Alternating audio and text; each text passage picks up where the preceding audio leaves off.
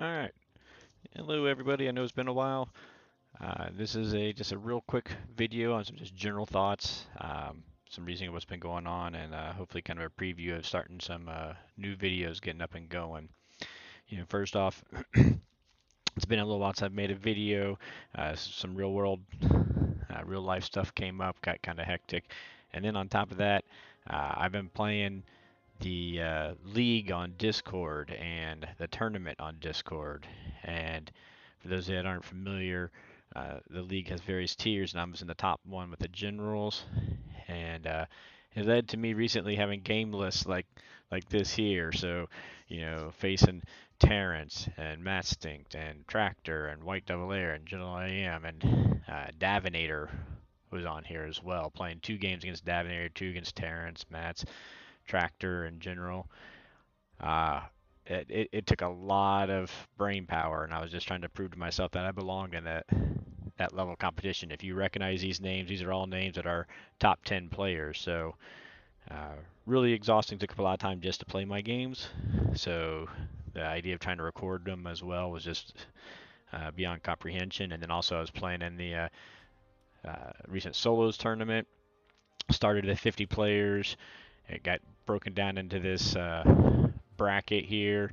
And I mean, you just look across here: Jan, Fatty, Batsy, PK Cass, Boston, Julius, El Principo, Alec, myself, White Devil, Mats, General, Davenet, Ronald, Kilroy, C&D. I mean, these are all, again, elite players that made it to this tournament round. And as you saw, I was playing White Devil Air. I did get that win and then had to face Mats, and I did finally get this win. That was a very back and forth battle, and getting ready to play Ronald. And you look at Ronald, I mean, he beat Kilroy and Davinator, for crying out loud. I mean, this is top stuff. And then Jan, which I'd heard somewhere else that he pronounces his name as John. If it's supposed to be Jan, I apologize. Someone can correct me. It's my mistake. But Jan beat Boston, and so he's waiting for us in the championship game for the win of our game. So these players playing just took a lot of brain power and a lot of a lot of moxie that I just didn't have time to do videos too. But anyways, back to my current plan. Just a couple thoughts. One thing, when I first started making videos, the whole reason I made videos is because people kept asking, "What about a KJF video? What about a KJF video? KJF guide," and because there just wasn't much out there, and so I went into my little forced KJF only mode just to see what I could do and come up with something. And kind of got a reputation as a KJF guy, but the reality is I'm not a KJF guy. I prefer to be a very flexible guy either way. I'm not just an allies guy. I like access to as well. Um, and I really truly still to this day believe KGF is a more reliable way to go as an allied player against top players.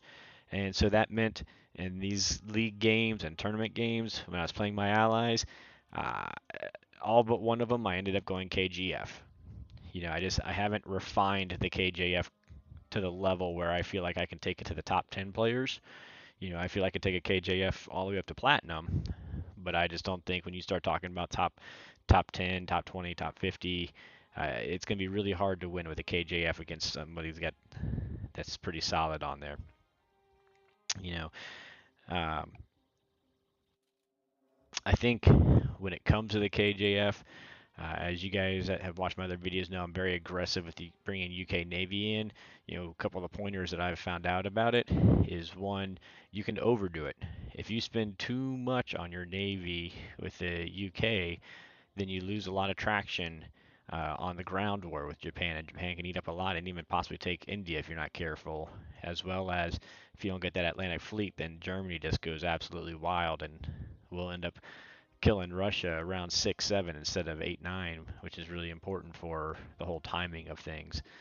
Um, so it's really got to find that balance of I really don't believe U.S. can do it alone in the Pacific. I think a competent Japan player, Axis player, is going to push back anybody that only uses U.S. pushing into the waters here. So I do think there has to be some UK coming in, but there's got to be that balance of getting some UK Navy enough to tip the scales quickly so that U.S. can establish themselves very fast. I mean, I said I think you need to be on these islands by round 5 at the very least stacked. So, I mean, it's got to be fast. But then you also got to have enough land and air to help support Russia as well as push the land war against Japan in there. So there's balance, got to be a balance in there. You know, there's some people that do KJF by attacking through the heartland, you know, heavily. So I don't know. Still to be explored. I still enjoy the KJF the best, but I do find KGF is where I end up going to, and that's why for the past few months I really haven't had any KJF material. So one other quick thought I want to throw out there is the whole meta concept, because this is what I'm setting up. I'm getting ready. My next video is going to be I'm just going to play myself 1v1, v1, v1, v1, v1. I'm going to be all the powers on a hot seat game and just play a round one. Because that's really what I think meta comes to, is there's a fairly standard meta quote in the round one. But beyond that, after the dice get into the game, there isn't a real hard set thing. There's definitely concepts and overall strategies that are good, and then how to apply tactics within those strategies is very important. I think that's where it really comes to, and that's where I want to get some other videos going on, talking about different scenarios, talk about, you know, the Karelia situation, or talk about India or Africa, and some of the concepts that come into those areas. But for right now, you know, my point for you guys is you need to get a big overall strategy with defined goals. What's the most important thing to you? Is it getting Moscow? Is it getting India? Is it Africa? You know, rank what's important to you and make sure you focus on that. I will say, kind of like chess, I have come to find that controlling the center of the board is probably the big key. So for me, whether it's Axis or allies, a lot of times it comes in the focus of Karelia, West Russia, Caucasus, Kazakh, you know, Moscow, you know, right here. These set of countries really, if you control the center of the board, you got a very strong position when it comes to the rest of the game, and that's KGF or KJF for that matter. So this is kind of my primary target, one way or the other. So the other part, I think it's important, you got to know your player, know your opponent.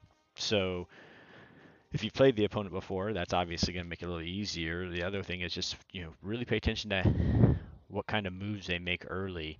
You can tell if a player is going to be more of an aggressive or conservative type player within the first couple rounds generally, based off their moves. And you got to base your strategy off of that. And that leads into the final point, is risk management.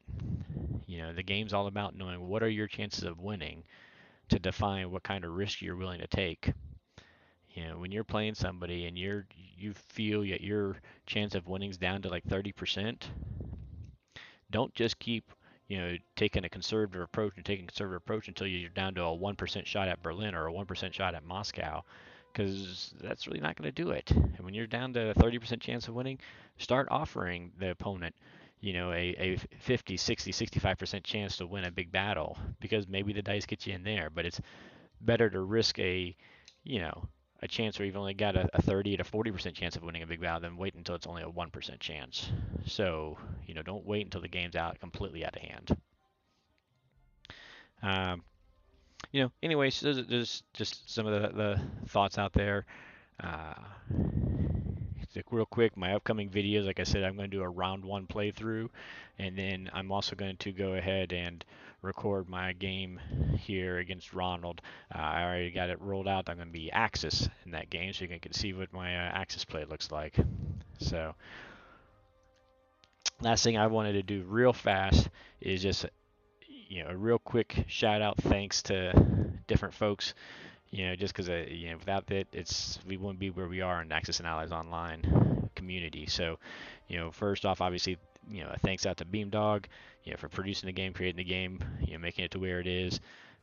Julius, in particular, working in the Discord app and being active in the community so that you can get the feedback.